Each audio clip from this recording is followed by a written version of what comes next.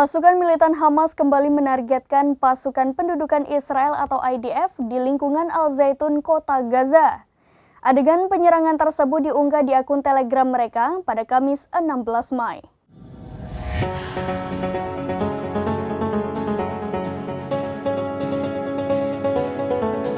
Pasukan militan Hamas kembali menargetkan pasukan pertahanan Israel yang sedang berada di lingkungan Al-Zaitun, kota Gaza.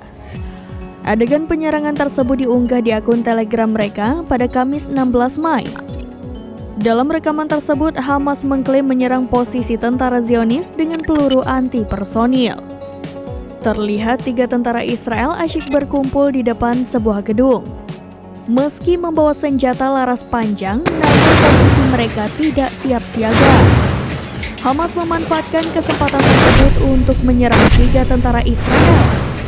Akibatnya, tentara Zionis itu meledak dan tewas.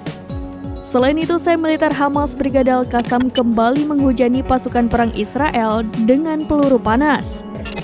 Hal itu terlihat dalam video yang dirilis Brigada Al-Qassam pada Rabu 15 Mei 2024 malam. Dalam video tersebut tampak sejumlah pejuang Al-Qassam beroperasi di sejumlah titik.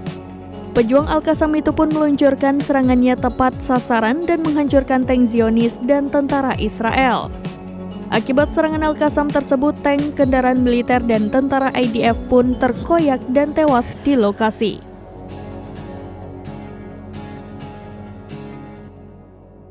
Demikian informasi terkini Syedara Lon. Saksikan terus berita lainnya di kanal YouTube Serambi News, website dan Facebook serambinews.com.